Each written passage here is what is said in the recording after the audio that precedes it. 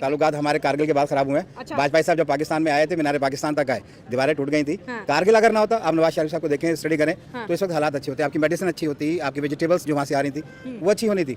मगर कारगिल हमने किया। आप बुक पढ़ लें लेकिन उनके। हमारी तो आधे से ज्यादा मीडिया आज तक यही नशर करता है, चलाता है कि कारगिल इंडिया ने किया था। नहीं नहीं नहीं, आप गलत पढ़ रहे हैं। हाँ। कारगिल हमने किया था, इसी वजह से तो हमारे माशाल्लाह 3-4 माह से निशाने हाजिर निकले। ठीक है।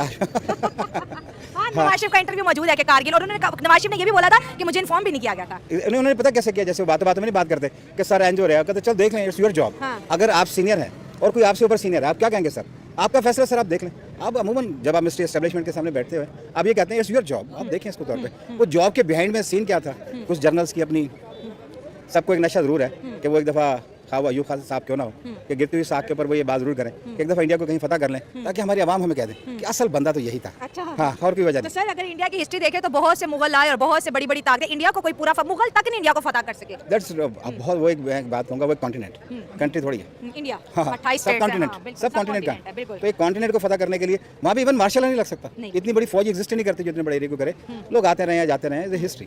तो सर जो हमारे मुल्क के अंदर जैसे पॉलिटिकल इंस्टेबिलिटी है ही है, वो कभी पता नहीं कब ठीक होगी नहीं होगी, लेकिन आपको क्या लगता है जैसे मुस्लिम कंट्री जो है, जैसे OIC हमने बनाई थी, इंडिया को हम मुस्लिम कंट्री से बहुत दूर ले गए, तो ये हमारी बड़ी कामयाबी भी थी। लेकिन उसके बाद जब मोदी का टेन्योर होता है, वो मुस्लिम कंट्री के साथ अपनी इंगेजमेंट बढ़ाते हैं, अपनी ट्रेड बढ़ाते हैं, अपने विजिट बहुत ज़्यादा करना शुरू हो जाते हैं। आज आप क्या समझते हैं कि पाकिस्तान को अगर देखा जाए तो क्या हमें भी इंडिया के साथ उस तरह से ताल्लुकात जोड़ लेने चाहिए जैसे कि बकाया मुस्लिम कंट्रीज कर रही है, जैसे इंडोनेशिया कर रहा है, जैसे UAE कर रहा है, जैसे सऊदी अरब कर रहा है, ब्रुनाई जैसे मुस्लिम कंट्रीज का नाम हमने फर्स्ट दफा सुना था जब मोदी गए थे वहाँ पे। नहीं, ब्रुनाई तो खैर सबसे रिचेस्ट आदमी थे, असलम साहब वहाँ पे कहते हैं, जिसकी महल की जो ऊपर छतें थी वो भी सोने की बनी हुई होती थी। ठीक है, दारुल इस्लाम ब्रुनाई, खैर नहीं हो, छोटा सा जजीरा।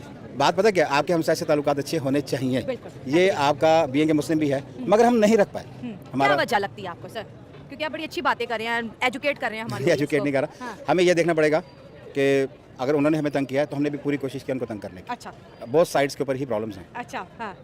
उसकी रीज़न है, दोनों तरफ की जो एस्टेब्लिशमेंट है उनका उस्ताद एक ही है, अच्छा। That is British. अच्छा। क्योंकि ब्रिटिश आर्मी ही ब्रेक होगी, इंडियन आर्मी और पाकिस्तान आर्मी बनी, दोनों का उस्ताद एक है, इसलिए दोनों एक दूसरे के दौर पे चलते रहते हैं। उन्होंने बांग्लादेश में चलाया, आपने पंजाब में चला दी, पंजाब से फारिग हुआ उन्होंने बलूचिस्तान में चला दिया। बस ऐसे ही। तो बस एक साइड इधर से चलती है और एक साइड उधर से चलती है। दोनों की एस्टेब्लिशमेंट के सर्वाइवल का भी मसला। आप सोचें जरा, ये दोनों दोस्त हो जाए, आर्मी किधर जाएगी, क्या करेंगे?